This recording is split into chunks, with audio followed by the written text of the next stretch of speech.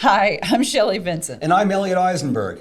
And we're here to share the latest economics and industry news. Now, this is going to get political and may even include a few cuss words because we get fired up. But not too many. Yeah, no, not too bad. Today's focus is our precarious real estate market. Now, Elliot, tell us a little bit about your background before we get started today. Well, thanks for asking. I worked at the National Association of Home Builders for about 12 years and did that in about 2012. And since then, I've been working on my own as a public speaker, economist, as a public speaker, trying to educate people about the economy, interest rates, labor markets, inflation. And one of my expertise obviously is housing. So I speak to a lot of housing groups and try and explain what's going on. No one knows the future, but I certainly think I have a pretty good handle on what's going on, and I offer some suggestions of where things are likely to go. Good. I'm going to challenge you with that. All right. And I'm ready. All right, good. Well, I'm Shelly Vincent. I am the employing broker of HomeSmart, Colorado. I oversee about 2,500 real estate agents, about $5.6 billion in annual volume. I'm a member of the board of directors for REcolorado, one of the largest multiple listing services in the nation. I also teach on crypto, blockchain, and artificial intelligence in the real estate industry, prop tech. And so, it's real important that we stay on top of what's happening in the industry, and I always want to communicate that great to my agents. Right, yes. It's critical to understand what's going on. You're talking to potential clients, what's happening. Exactly, and so it's kind of my job to keep everyone in the know, and I think you're a fantastic voice to kind of help educate this, because Lord knows we've got a lot of questions about what's going on these days. So do I. That makes two of us. Great. Well, let's go ahead and start with backing up a little bit. Okay. So I've got in here in June of 2022, Fed Chair Jerome Powell told reporters that home buyers needed a reset, and that the Fed's interest rate hiking campaign would deliver it. Is our current housing market what he meant? Wow, that's a great question. I think not. Okay. I don't think the Fed really wanted to see the housing market weaken like this. He knew rates were going to go up, but the housing market really hasn't behaved the way he thought it would. Yeah, he wanted the housing market to weaken to some extent, no question. Automobiles to weaken as well, because those are very interest rate sensitive sectors of the economy, and that's how monetary policy is pushed into the economy quickly. But because everybody has the golden handcuffs of the 2.99% 30-year mortgage, no one wants to sell their house. So what's happened is home builders have now begun to ramp up production. And automobile manufacturing, the automakers are making more cars because the chip shortage of the past is now gone. Right. So these two interest rate sensitive sectors of the economy are actually picking up as rates are approaching 7% on 30-year mortgages. And this is totally unexpected and counter to what he really wanted. He wanted both those sectors to meaningfully weaken. They haven't. Not the way he wanted. Not the way he wanted it to do. So why did the Fed hike rates again? Wow. All right. So the Fed's concerned. The Fed's got a little bit of a tough needle to thread here. Had Powell come out recently and said, we're not going to raise rates this meeting and we're done. What would have happened then is the stock market would have gone bananas. It already has gone pretty exuberant, right? There's really euphorias out there in the market. Why is it staying so hot? Everything seems to be so overvalued. It's because the expectation is they're not going to raise rates anymore. So the worst is over. And we don't have a recession. The likelihood of a soft landing appears to be increasing. Rates are not going to go up. The worst is done. Hey, we've dodged this bullet. Yay, yay, good. That's what's driving the market right now, at least the stock market. Right. The bond market is telling us a different story. The bond market's still telling us we're likely to get a recession because the yield curve is very inverted and so on. And this is similar to what's going on in other parts of the economy. If you look at, for example, soft data, opinion surveys, small business, CEOs, whatever, right? Those are all bad. They're all in the garbage can. Right. But the actual data, spending patterns, investment patterns, they're good. So you've got this dichotomy where you can look at the data and almost validate whatever position you believe is the appropriate position. Because the data is quite And of course, mixed. we're seeing that huge politically with the Bidenomics thing. Sure. They're claiming huge wins, and then you see the conservative side screaming it's a huge failure. And you could argue both sides. I think that really is fair. Biden's passed these three major bills, right? He passed the bipartisan infrastructure bill. Now it's getting a year and a half, 2 years ago by now. It's quite a while. He also passed the CHIPS bill. and the Inflation Reduction Act, the poorly named Inflation Reduction Act, but we can get beyond that. Right. Those three things, those are major pieces of legislation. They offer a lot of benefits, but at the same time, it's a lot of spending. And look, the Fed's raising rates. You'd like to see, all else equal, Congress pulling in on fiscal policy to corroborate or we're going to get to that.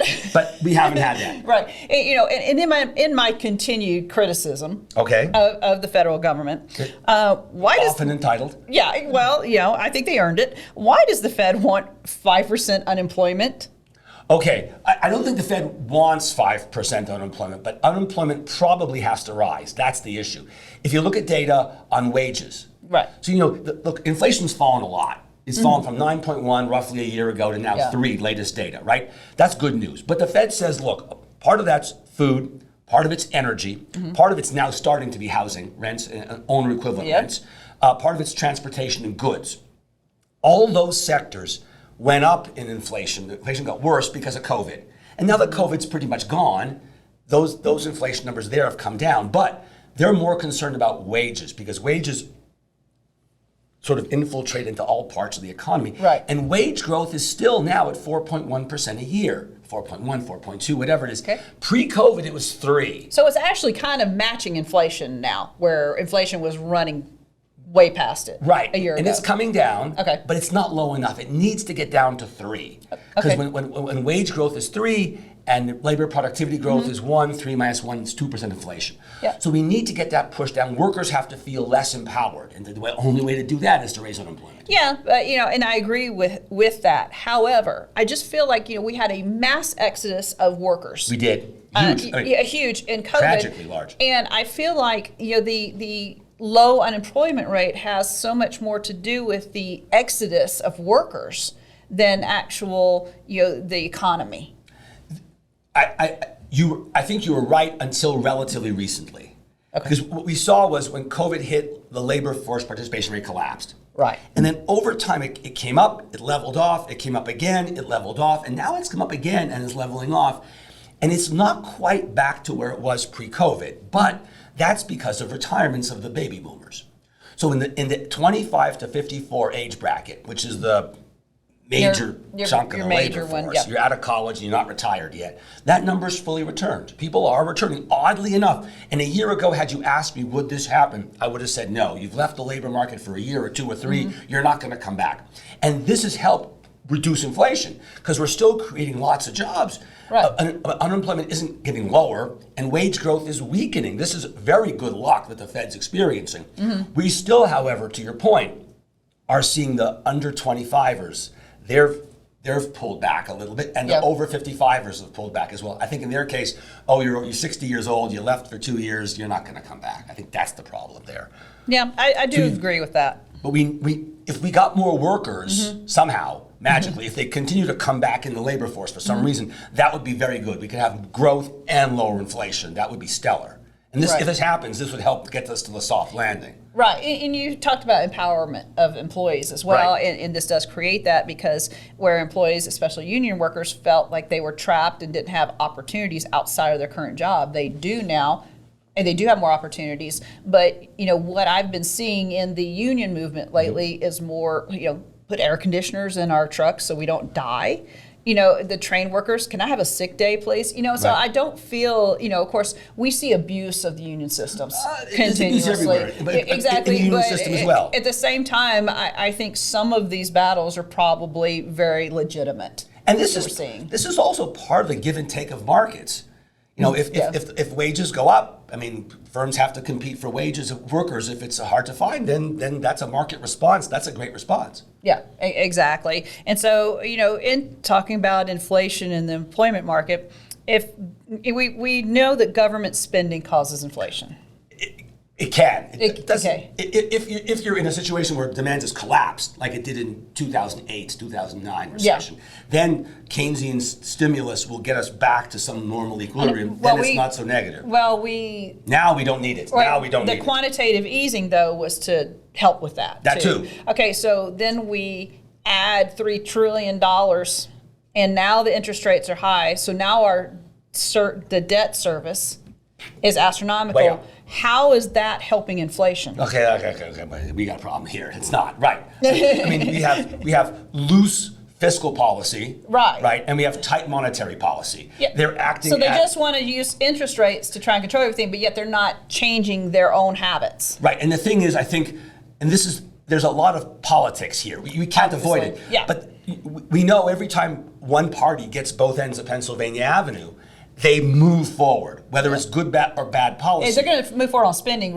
it's just based on what their interest Right, is at whether that it's time. Republicans cutting taxes or Democrats increasing spending or whatever it is. Yeah. Both sides know they've only got a limited moment to enact this stuff, and they're going to move like gangbusters. Right. And that's what we got. So even though the timing of this fiscal policy stimulus from these bills is probably not ideal, this is their chance. They've got to do it. Right, so you've got the Inflation Reduction Act on one side, and then you increase all this on this side. It just, to me, negates the whole It process. makes it much harder for the Fed, right? It'd be Right. nice if Congress were to help the Fed, or the Fed were to help Congress, but they're at opposite ends right now, Right. unfortunately. So why, of all of the different economic factors, why are we depending alone, it seems, on the interest rate to control our entire economy? That's a great question. And the Fed does have other means at its disposal to reduce or increase economic activity, right? Mm-hmm. They've got quantitative tightening, quantitative easing, which they have used in the past, but they're trying to get rid of to some extent now. Right. They're going to quantitatively tighten for a while, but they're not going to bring their balance sheet back down to what it was pre-COVID. Okay. It'll end up at $6 trillion or 6.5 from 8.5 now. So it'll come down, but not a lot.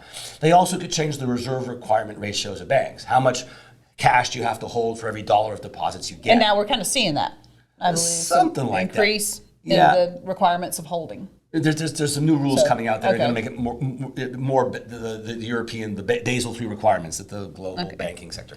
So there are other things, but the Fed generally shies away from that. In the past, Powell's pretty much said, look, we're going to stick with interest rates. I think part of it is the market understands interest rates. The communication of what their policies are vis-a-vis interest rates are easy to explain, or easier to explain than some of these more esoteric things. Well, personally, I could care less if it's easy to explain. I just want them to fix it. But the Fed really, remember the Fed, they were late to raise rates.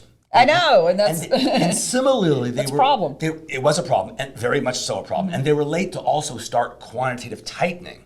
yes. And in their mind, Well, I that think was an election. they- Both parties in 2020 wanted to give money out like crazy did, right. because they both wanted to win. absolutely. And I think that election in 2020 really set us up for everything that's happening now. Because you had no one stopping anyone from the spending. I mean, the first spending bill that happened, President Trump signed it in March or April of 2020, the worst of COVID. Yeah. At the time, that seemed like good policy. Right. It turned out to be bad. Yeah, but they kept on And they kept did it again on. 8 months later in the lame duck session. President Trump signed another one. Exactly. And then 4 months later, President Biden Signed another they're one. all like, vote for me, vote for me. Legislature was right behind them. Yes, spend money. And it was bad. Right. What they should have done was simply give people who lost their jobs money. Exactly. If you didn't lose your job, you don't get any money. Well, my daughter, she was a college student, and she got all this money. And she asked, Papa, how come I'm getting all this money? And I didn't know what to tell her. I was like, I don't know where to begin, or don't get me started. It was somewhere in between. Yeah. But these were, but in their defense, in Congress's and the president's both defense, no one knew what was happening. They had to act quickly, and they did their best. Yeah. I give them decent passing grades in all cases. Yeah, I just think if it was not an election year, that the decisions would have been different. That's certainly possible. Yeah, that's sure. Yeah, I'll buy that. No. Okay, so talking about spending money and making money, I see right now that banks are beginning to lose money on mortgages. The defaults are still very low. The transitions to defaults are super low. So we're okay there. Okay. But they're certainly pulling back on making loans. If you look at Yeah. the senior loan officers' opinion survey put up by the Fed every quarter, Yep. the percentage of banks that are making it harder is going way up. Oh yeah, we're seeing so many more denials now. That Right. we were seeing, and they're tightening up the money they lend. And that's what Powell wants to see. That's the monetary policy he wants to I've have got happen. 2,500 agents that disagree, with that, and so not really happy, to see that this is the route that they're taking. It kills, where it may affect other people more slightly. Absolutely. The real estate industry as a whole is just hammered. Right, and the recession has already hit real estate, residential real estate for Yeah. sure, already some time ago. Oh yeah, I mean we've got a crash going in commercial, which will be for another Conversation. Yeah, But conversation. If you look back at the mortgage application data, the first time mortgage application Yeah. data, as late as early March 22, the 22 application rate was still the best in the last 10, 12 years. Right. But from March through October, it completely collapsed. And by October, 22 was the worst year in 10 years from the best. So that's when the housing market really took it on the chin. Since October, there's been no deterioration because housing sales are now in the low 4 millions. Right. And from the mid sixes. So this is a huge 33% decline in total sales. All right, and we're talking, and you and I think I'd sent you the Twitter link to this, is that for the first time in history, we have more applications denied than accepted for car loans. Tell me how that happens. I mean, cars are expensive too. Cars are 50 some odd thousand bucks. Yeah, they said like the average price of a used car now is like $30,000. Used car payments. And when they look at used cars, they look at the last 2 or 3 years. They're not looking at cars built in 2009. Right, it's the last couple of years. I forgot what it's two. But still, that's the very majority high. of cars And we those see. payments are like, I think $580 is the average or median. And then for new cars, it's in many cases over $1,000, and they're now 96-month. And then, of course, auto our loans. first cars in high school were $580 for the If car. it moved, it was $500 or $1,000. Yeah, That's right. we're a so little there. again, Yeah. the Fed wants to see this is what they want to happen. Now, the only good part of this for residential housing is when rates start to fall, who's the first and initial primary beneficiary is housing. And suddenly there'll be this pent-up demand for housing that will start to reflect itself. And we'll see a whole bunch of stuff because part of the problem is, again, the golden handcuffs. If you got a 3% mortgage and rates are 7, you're never going to move. Nobody's going to move. At 5, will you move, or 5.5? At some point, the differential becomes small enough that you're going to move. Well, the affordability, and let's talk about that. That's bad. Yeah, 23% of homes in the U.S. are affordable to middle-income earners right now. That is a historic low. This came out by the National Association of Realtors. 1 year ago, 50% were. I mean, this is just in my industry, this is a disaster. Right, and it's a double whammy problem, right? Right. On one hand, you look just when COVID started back in June, July, August of 2020, you had the advantage of low prices relatively compared to now, and super low interest rates. So houses were very affordable through 20 and 21. In 21, they got a little bit less because prices began to rise. But then comes 22, then you had the high home prices, and now you have high mortgage rates, and you got a real problem. Okay. Rates. And we need more houses. The solution is more houses. Well, so my next question was, so why are home prices still going up? Because there's no supply. This is a nobody will crazy give up story. their listings. Even though rates are at 7%, and you would never think that home prices could rise at 7% Right. interest rates, right? And There's no houses. This defies logic. There's no houses because rates were so low for almost 2 years, from March of 20 through December of 21. Right. Rates were super low. So we sold 10 million homes during that 18-month, 20-month period, and everybody refied. Right. So the percentage of Americans now with loans below 5% is, I don't know, 70%. I looked at it, yeah. It's super high. And no one's refining. And they won't. People are saying, oh, I'm going to die in my house in 30 years. I'm not going to move out of my house because the rate's so low. As long as this lock-in persists, there's no supply. There may not be massive demand, but there's no supply. Well, and also you can't, if you've got a 3% interest rate right now and you're ready to move up to the next house, you can't move up. You can buy the same house now at a new interest rate, but you're not going to move up. Because it'll cost you even more. It'll cost you even more. Because the mortgage is larger and the interest rate's higher. You can double your monthly payment. So it doesn't without pay much to difficulty. move, right? these days. Yeah, you want to save money. The kids moved out, for example. You want to have a smaller house. You can't afford to move. Right. So Because your payment will go up. Yeah, your taxes may fall a little bit, your insurance, whatever. Well, and on the same subject, for the first time in history, we have used or pre-existing homes that have exceeded the price of listings. You brought that up, yes. Yes, and that's we're in uncharted territory. This is very interesting, yeah, where new home prices are lower than existing home prices. Yeah, Right. and I assume that's because no one wants to leave their existing homes. Right. So the existing home prices stay high because it's hard Demand. to get them. Right. And the safety valve is what? New home construction. And new home builders say, well, wow, this is our opportunity, and let's build slightly smaller houses. Or less, interior fancy stuff, unfinished basement, unfinished attic, something to keep the price lower, because we know rates are high, and many builders are offering a 2-1 buy down, for example, Right. to entice buyers. They have to entice them with low rates and a lower priced house, both, to the extent that they can. So Okay. this is what you're seeing in operation, where the builders are shrinking the size of the house a little bit. Okay, and so In response to interest rates, So I'm sorry. on new construction, the NAR's most recent report said that new housing starts were down 8%. And considering the massive demand right now, why do you think that the new starts are down 8%? Part of it's multifamily. If you break apart home construction, single fam markets is now doing gangbusters for the last 8-9 months or whatever it is. And multifam, which had done well through 22, is now starting to weaken. Okay, why do you think that is? Because to me, that would be more affordable housing. It is more affordable housing, but the banks are saying we don't want it because vacancy rates are going up because household formation zoomed during COVID. Everyone wanted to live by themselves, not get each other infected, and so on. So we have vacancy rates that are going up. We have interest rates that are higher. We have cap rates that are going up. We have rents that are flat to declining. So the banks are saying we're going to make you put in a lot more upfront money or get an extra layer of financing. So multifam is no longer the story it was, the great story it was a year ago. Okay. Whereas single fam is booming because the demand is pretty strong and supply is non-existent. Well, we're talking about banks and investment right now. Do you feel that institutional investors, which especially in the Colorado market are very heavy here, do you feel that they've had any part to play in this market right now, or with the lack of availability of existing homes? I mean, sure. I mean, everyone's trying to sort of figure out what's best for them. And we know there's a shortage of affordable housing out there, right?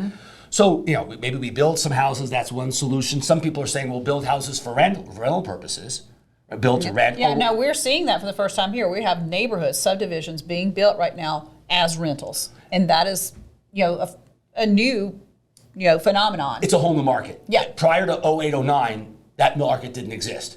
The rental, single-fam rental market was pretty much a mom-and-pop business. People owning 3, 4, 5, 10, even 20 or 50 homes, but it wasn't real estate investment trust owning 50,000. But this is a solution to I have income and no down payment. Right. And I want to live in a nice neighborhood and have a good school. Right. Well, in continuing discussing the affordability, economist Peter Schiff just tweeted, it's been 23 years since the 30-year fixed-rate mortgages were above 8%. Okay? It's likely rates will be back, stay at 8% by year end. I don't think we'll get there. I think this is pretty much the peak. Okay. All right. Well, we're on the record here. All right. Okay. Remember this because I'm going to call him out on this later. All right. So the problem is that median home prices are up by more than 150%. Right. Median household income is up 70%. Absolutely. So what does this mean for our future? Wow. Okay. This is a big problem. But if we go back to 08, 09, the housing bust that we were on, at that time we were overbuilt by, we could argue, but between 1 million and 1.5 million homes, ballpark, something like that. Now, by contrast, we're underbuilt by 3-4 million homes. So the swing is conservatively 4 million homes, from +1 to -3. And that's the problem. The builders were decimated back in 08, 09. They closed down, they closed up shop. The workers who built the homes left. It just stopped. Right. And then for the last 13 or 14 years, since 09, through the good, 11, 12, 13 weren't great years, but then it got pretty good. Right. We underbuilt, persistently underbuilt. There's the homeowners, existing homeowners don't want the homes. We don't want things near me. There's build nothing near me anywhere, all that. And we've seen locally, putting halts to any new development. Right. Which, for those of us in the industry, are screaming, you're screwing yourself. Or you're screwing your kids. Yeah, you're screwing your kids. And grandkids. Yeah, and that also, and of course, you probably, this just kind of went right way off topic, but the new mill levies, we had a huge reassessment this year. And that always is very upsetting. Well, taxes go up. I mean, we had an average 44%. Rise, and 77% of appeals in Arapahoe County alone are being denied. So, we're Although we're for the a major- economist in me has less sympathy there. I mean, you live in a house, the house done well, you've made capital gains, you can't afford it, sell the house. The I mean, fiscal that's a little- conservative in me has a big problem with but government needs money too. with that. And that's just Yes. government be spending that much, and do we need that many services? Okay, that's another argument to make. Right. But it's the affordability issue is huge, and we need more homes. And there's no silver bullet here. It's build small homes, build metal homes out of metal corrugated containers, build more multifamily, build more single family. I'm in whatever for it takes. this. But we need to build more homes, and we have to get somehow politicians, elected officials, somehow to make it happen. We have to help them do it. Funny you should say that, because Okay. that's my next segment Oh, of the no, question. I'm I'm going to have fun with this I'm one. burying myself, I'm afraid here. Oh yeah, this is the fun part. The NER estimates the housing supply shortage is 4 to 6 million units. So they think it's even more than I do. Okay, fine. yeah. So right. NER just But we're just similar. exactly. What are we doing about it right now? Nothing. Nothing. Yeah. Well, there've Not been some. In politics, in bills where I see a lot of opportunities to help, the way that some of these bills are structured have unintended consequences. Ugh. It's like, we want to help these people, so we're going to do this. And it's like, well, let's wait a minute because let's think of how that could affect others too. Right. And so we've had a lot of bills that were introduced in Colorado this year that were fortunately defeated. It's not against the idea of the people trying to help the affordability. It was the way the plan was worded actually had an adverse effect. One of the ones in Colorado that did pass, I think, was it called 123? It was a bill that said there was a pot of money, it was some percentage of budget surplus, a dedicated stream of income that was going to be devoted to affordable housing, and cities had to opt in to get it. Yes. And if they opted in, they had to promise to increase the supply of affordable housing by, I think, 3% per year, if I'm not mistaken. Yeah. Not many cities have taken up on it, though. Well, take-up rate's low. And that's where we're going to go with this, because right now the smaller communities, and this is the whole NIMBY Absolutely.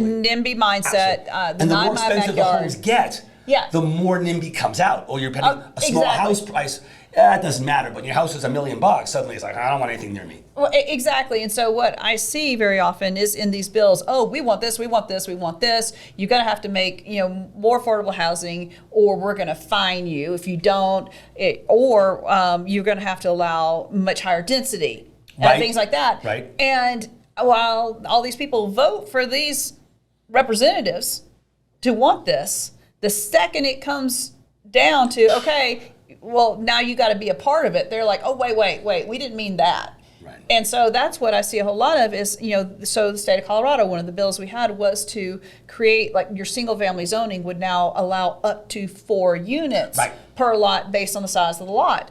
And boy, that got voted down fast by these HOAs Right. that were trying to limit this. It's like, but these are the same people that vote for these representatives and say we need to do something about it. The second we have a plan to do something about it, it's like, wait a minute, we didn't mean that. But that's why you need to get a groundswell of support, if you will, from a lot of different groups. Right. The realtors, the builders, this is the gonna mortgage have to lenders, be and so on. bipartisan.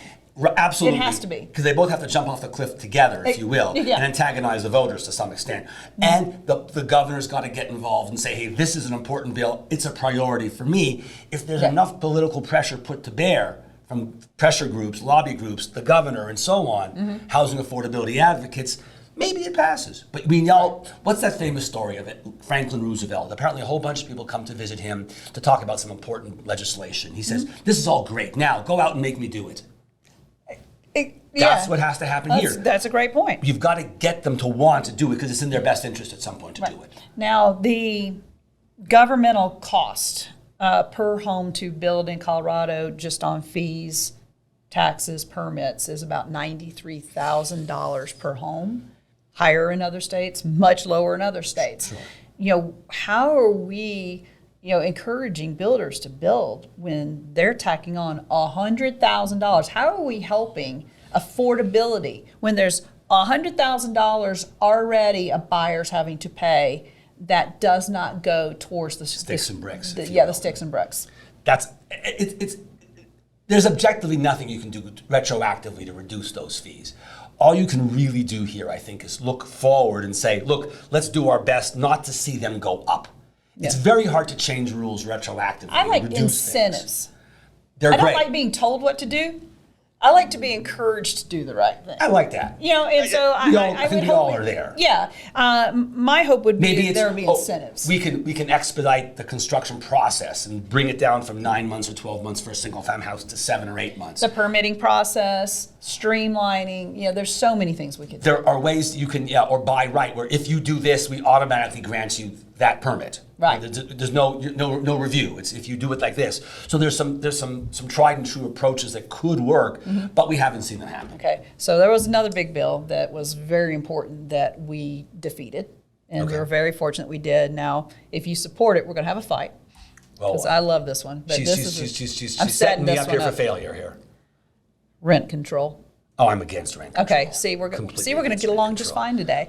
Can you I'm explain? sorry about that. I mean, besides the mass amount of economical studies on this, could you explain for the audience exactly why rent control is horrible? Right. So if you are an existing renter and your building falls under the new rent control rubric, it's a win.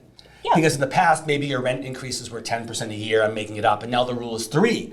So suddenly your rent trajectory that would have gone like this is now going to go like this. It's a win. But everyone else But now, put yourself in the mindset of a builder or owner of residence, retail property. Why would I build? Why would you want to build? Why would you want to even own it? Right. Instead, you might say, oh, I own a multi-family rental property. Maybe I'll turn it to condos. Exactly. And I'll get the fees every month. And I'll get rid of the building in terms of a rental property because I don't want to fight and lose money, and then I won't maintain the property. So what happens is when rent control happens, new rental multifamily construction activity declines wildly. Okay, and I'm going to add to that. And so let's say that in the city of Denver we had rent control come up. Let's say that it maybe you could get up to 1,000 units that would participate in it. Do you think that that would be accurate? I understand. 1,000 like homes that could be rent control, you know. I don't want to see any rent control. I know, but I want to see build. Right, so let me ask you this. So you get 1,000 families. Okay. Okay, now we got a city over 1 million, metropolitan area, millions of people. Right. Who all is going to move out and provide opportunity to anyone else when they're in rent control? Done. So basically you're going to have an extremely tiny group of people that wins big time. That wins big time and will never leave. And they'll never leave. Okay, and the longer they stay, the bigger their benefits become. So that it's hard and hard for them to ever go away because their savings keeps growing year after year. I have a great example of this. My stepmother actually is a huge beneficiary of rent control. Well, in L.A., there was a very famous band Motorhead. Yes, sir. Lemmy Kilmister, huge rock star. Lived in a rent-controlled building? Lived in a rent-control apartment until he died. There was, I think, a case in New York City of a representative, a member of the House, I think Charlie Rangel or something. I'm not mistaken. I may be wrong about the guy's name, so take it with a grain of salt. But apparently he had a lovely rent-controlled building forever, too. I mean, once you're in, it's phenomenal. I know. There's no, application process to qualify to do any of this. Or to lose it, for that matter. Yeah, exactly. Once you're in, you're in. Yeah, and so, I can't think of the many ways that that's going to be abused, and I'm really glad that it was defeated in Colorado. It should be. And it's not against the legislatures that introduced it. I know that their intents were good. Absolutely. It's just the lack of understanding of economics. I'm interrupting here, but it should be coupled with, if we're not going to do this, then we should do that, which is build more buildings. Somehow we have to cajole, encourage, promote, give incentives to. We could argue how to do it, but the problem persists. And if we don't solve it this way, which is a terrible way to solve it, which exacerbates the problem, let's try and actually solve the problem by building more affordable. Maybe it's 400 square foot apartments, single occupancy only, single room occupancy apartments. All right. Well, let's talk about conversions then. Yeah, we'll touch on that because Denver is one of the cities in the U.S. that it has seen the massive decrease in Class A, B office space. Tenancies. And so let's talk about why we don't see more conversions. I know it's very expensive. That's essentially the problem. There's a problem of zoning, right? Yeah. Well, I mean, we're starting to see the government. It's based on the government. Is the government going to allow it? Is the government going to incentivize? And the government should incentivize. We could argue how much they should incentivize. but they should incentivize by making it easier to get the zoning permits necessary, all the documentation. Right. The other problems are more structural, literally, in terms of the shape of the we're building. adding 200 toilets Right. into a building not plumbed for, I get that. Retrofitting, putting in water is expensive and so Right. on. And the shape of the building may not, you're gonna have a lot of dark apartments in the middle or whatever it is, it won't Right. work. But aside of that, the government should the government pay money to builders and developers to do this? I'm not convinced. No, I could be, okay, but I'm not. But considering the millions of dollars of permits, legal fees for trying to fight a city on zoning, I mean, there are fantastic ways of incentivizing this without just having to give them money. I agree with you. And those things that should happen. You want to see this downtown area occupied. Yeah. You want to see these existing buildings being used at their highest and best use. Yeah. Now, it may require, I hate to say this, but it may require the existing owner to go bankrupt.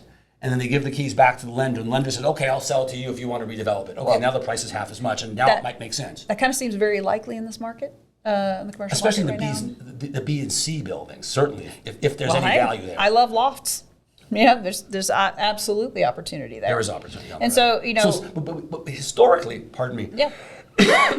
we haven't seen a lot of that historically. Now that may start to change. In 22, in 21 we didn't see much, but it was brand new, and no one knew about COVID and how long it would stay, and would workers return to the office, and what demand Right. per square foot per employee would be, and so on. So maybe it'll go up. I'm optimistic, but I don't think this is anything close to building enough units. We get 20 or Right. 30,000 a year. It's not going Now, I forget which bank this is, but in California, the largest owner of commercial real estate has already defaulted on $8 billion of loans. Yes, there've been a couple. Yes, right. So- They own a whole bunch of stuff, and they put the keys back to the lender. Yeah, I mean, on one of the office largest towers in San hotel Francisco resort in San Francisco. Yeah. And so, I do think that there is opportunity there with those conversions. And hotels would be a good place to start. Exactly, because you do have the plumbing and the other structures already in Right. place. There, you could have some nice studios. The way that you can do the hotels for affordable housing would be phenomenal. Of course, these hotels might be Four Seasons hotels, so it could be pretty elegant. But whatever. Well, I'm okay with that. So, I know some great agents.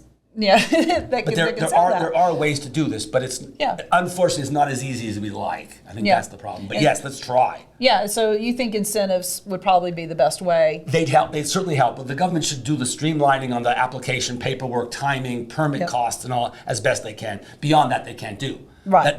That's the market raising rates, raising cap rates, pushing values down. That'll do more. Will it do enough? I don't know. And now, and with interest rates so high these days, what are you seeing like the big VC firms, your BlackRocks and stuff, as far as investing in any more, new builds, anything that of this nature? What about the time frames you're talking about and their money? I think they're looking at opportunities. I think they're hoping that things. They're probably hoping for a crash because they can go buy up a bunch. And they can be very opportunistic purchases of stuff. And it's also, they're having a bit of a harder time raising money right now. With rates so high, investors can say, well, look, I can get 6%, 7%, 5%, 4% on a government bond, 5 or 5.5% on a AAA corporate bond. I don't think it's so much. All right, well then, talking about all these high rises and conversions, let's talk about the luxury market. Okay, the luxury market is weakening a little bit. There's no question out there it's weakening, right? It was very strong. It was super strong. And that's part of the problem, right? During 20 and 21, can a person earning $100,000 say, I'm going to keep my house and buy another house? Not really. No. So you have to have enough money. And once you have enough money, maybe it's $400,000 or $500,000. We can argue how much it is per year of household income. Right. Those are the households that quickly said, I'm going to move from Manhattan to Missoula. Right, COVID, they wanted out of the cities, but they had the money. They could afford it. Right. But they bought it. They don't need another one now. Well, it's They've kind of already like bought it. Peloton cycles. Exactly. Yeah, good example. Yeah, so I mean, so for people who don't know, let's talk about Peloton for just a moment. I know this doesn't seem related to real estate, but it kind of is. So during COVID, Pelotons went crazy. I mean, went crazy. Everyone bought one. Their share price. The share price went through the roof, but the sales suddenly plummeted. Well, the market was saturated.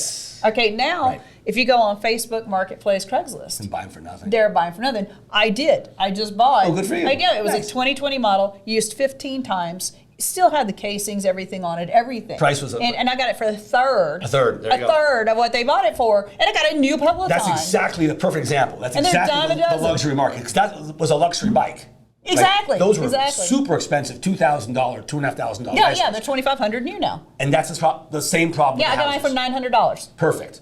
Yeah. Now the real estate market and luxury market is not going to fall that much, obviously. Right. But the demand just not there because so many homes were purchased in these fancy rural neighborhoods in Colorado, Wyoming, Montana, Idaho, wherever, on the beaches of the East Coast or West Coast. Now people are saying, I have to be in the office more. I already own a second home. Maybe there's even buyer's remorse. Right. Oh, I bought that house. I really shouldn't have done it. It was an impulse purchase. I want to sell it now. Yep. So maybe a little more supply, less demand, and suddenly the market just weakens. You just made me think about something else. Now, since I did start my real estate career in 2010 in Florida. Yes, you did. You could buy, foreclosed. Should have bought condo. million homes back then. Exactly. A dime a dozen. They were everywhere. What is happening with the second home market right now in Airbnb?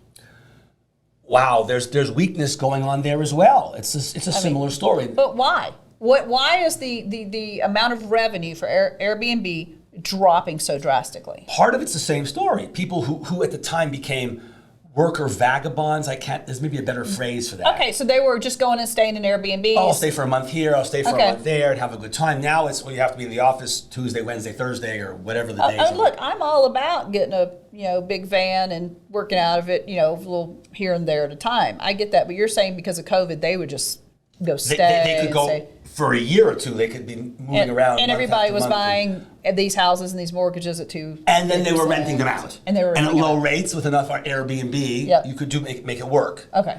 But then now the demand is lower because people have to be in the office more, so you can't be gone that much. And in some cases, cities and counties are saying, you know what? No, thank you.